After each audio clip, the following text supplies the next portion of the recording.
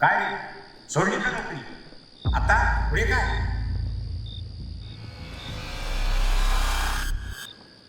तुम्ही कन्फर्म उडी मारताय का? नाही सांगा ना, मी खरंच विचारते. मी जॉईन होऊ का? मला पण उडी मारायची, पण माझी हिंमतच होत नाही हो. तुमचं कन्फर्म झालेलं दिसतंय. आपण सोबत उडी मारायची का?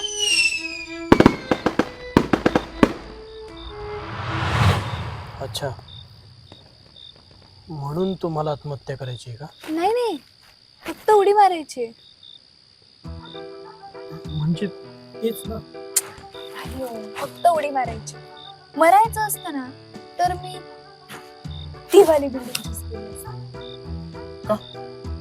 त्या बिल्डिंग वर काही ऑफर चालू आहे का सुसाईड साठी? नाही हो, पण ह्या बिल्डिंग वरून जर उडी मारली ना तर फक्त हात किंवा पाय तुटते किंवा दोन्ही तुटते, पण जीव जाणार.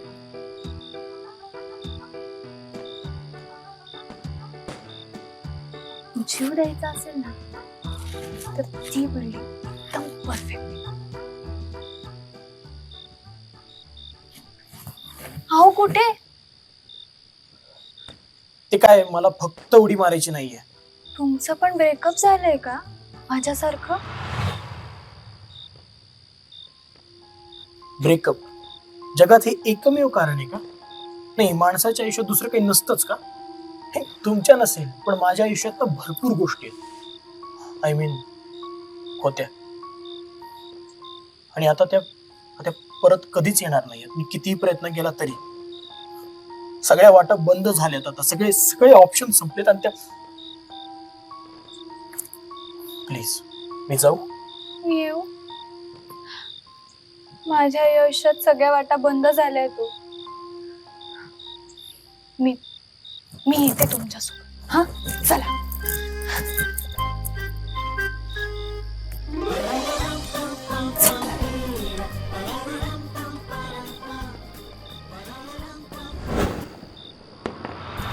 आपण जर सोबत उडी मारली तर लोक त्याचा वेगळाच अर्थ काढतील ना? काय? हो, आपण जर सोबत उडी मारली तर लोक त्याचा वेगळाच अर्थ काढतील.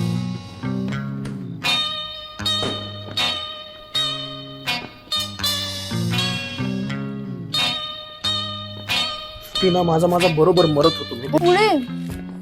उडी मारत होतात तुम्ही, कारण इथे असाही जीव गेला नसता आणि फक्त हात किंवा पाय कळलं. कळलं. झक मारली आणि ओ मिस्टर, माइंड युअर लँग्वेज. एक तर सगळ्या मरण्याच्या आयडिया मीच तुम्हाला दिली. ती बिल्डिंग वाली आयडिया पण माझी होती आणि सोबत न मरण्याची आयडिया पण माझीच होती. काय फरक पडणार आहे? नाही, काय फरक काय पडणार आहे आपण सोबत मेलो तर? काय फरक पडणार आहे म्हणजे? हो, पण जर सोबत मेलो असतो तर काय अर्थ निघाला असता कळतंय का तुम्हाला? लोकांनी किती चर्चा केली असती.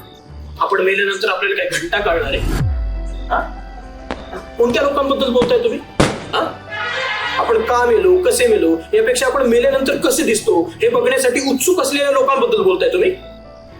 काही कुणाला काही फरक पडणार नाही. ओके? आणि जर कुणाला पडणारच असेल ना तर आपल्या आई बापाला पडणार आहे, माझ्या आई बापाला पडणार आहे.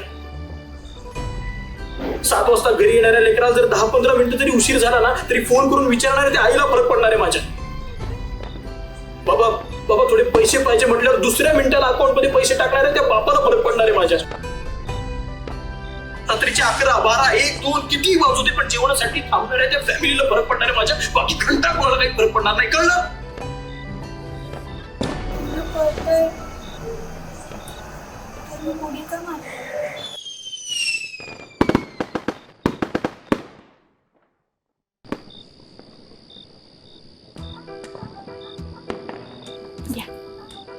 थँक्स. अहो घ्या हो, तुपातलंय. खूप बोलता हो तुम्ही. म्हणजे भूक लागली असेल, खाऊन घ्या. थँक्यू.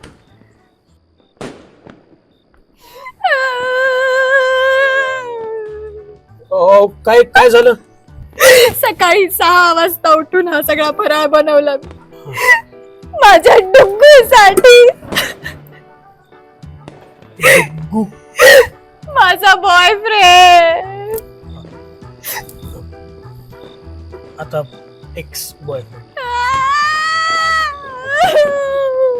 का झालं? ब्रेकअप का झालं? तेजी, तेजी? कोण तेजी? माझीच फ्रेंड. दॅट दिवाळीच्या दिवशी कोण ब्रेकअप करतं सांगा बरं? एवढा सगळा फराळ बनवला त्याच्यासाठी, एवढी सजून तयार झाले. तुम्हाला माहिती, आज मी माझ्या घरच्यांना भेटायला घेऊन जाणार होते त्याला. माझे घरचे त्याची वाट बघत असतील. आता मी त्यांना काय दाखवू?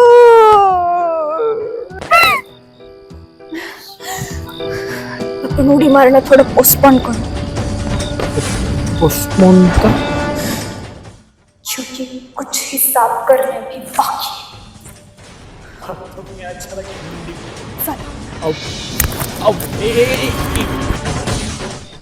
आपण कुठे आलोय? डुग्गूच्या घरी. हो का? फोन लावा त्याला. फोन लावा. माझ्याकडे कुठे नंबर आहेत त्याचा?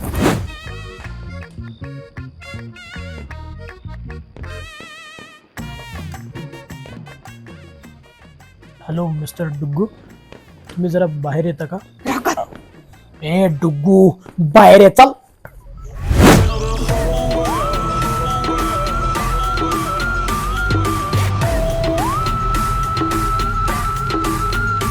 काय आहे? डुग्गू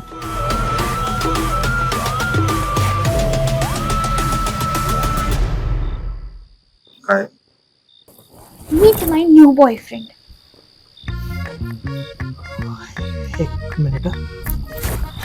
काय करताय तुम्ही? काय झालं? तुम्ही आता मला बॉयफ्रेंड बोला त्याच्यासमोर. मग तुम्ही ऍडजस्ट करा ना. हो, तुमच्या ऍडजस्टमेंटच्या नादात तुम्हाला कायमचं ऍडजस्ट करेल त्याचं काय? चांगलं आहे तो. त्याच्या तोंडाकडे बघू तर असं नाही वाटत. तुम्ही एवढी पण हेल्प करणार नाहीये का माझी? प्लीज, माझ्या इज्जतीचा सवाल. हो, तुमच्या इज्जतीच्या नादात तो माझी लुटेल त्याचं काय? चला. हे बघा मिस्टर डुग्गू. ए डुग्गू, गर्लफ्रेंड. हा, ही माझी जी गर्लफ्रेंड आहे ना, हिच्या वाट्याला परत जायचं नाही. हा, नाहीतर तुझा डू आणि गु कोणी वेगळा करेल.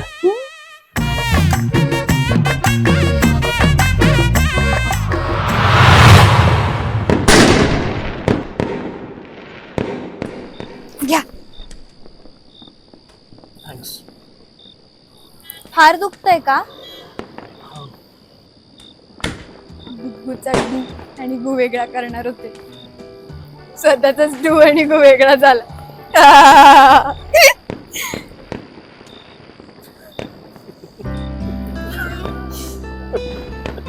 चला.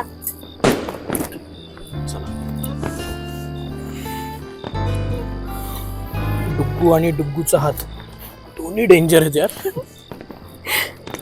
मग आता आता काय, घरी जाईल. घरी जाणार? जाईल घरी. आणि उडी कॅन्सल? हा, उडी कॅन्सल. Same pinch. सेम. हो पण काय हो, आता तुम्ही घरी गेल्यावर राडा होईल ना? अगदीच राडा वगैरे नाही होणार. हा म्हणजे चिडतील, पहिल्यांदा रागावतील, मारतीलही कदाचित. आई तर 200% मारेल मला, पण घेतील समजून. शेवटी फॅमिली आहे ना. तुमचा डुग्गू तर आता काही येणार नाही परत, है ना? मी पण बावळाटच आहे. मला वाटलं होतं तो माझा वेडेपणा सांभाळून, पण आता माझ्या चांगल्या लक्षात आलंय, माझा वेडेपणा फक्त माझी फॅमिलीच सांभाळू शकते. कारण शेवटी फॅमिली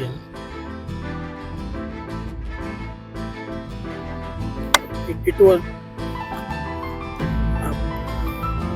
बाय टेक केअर. तसं मी तुम्हाला घरी घेऊन जाऊ शकते फराळाला.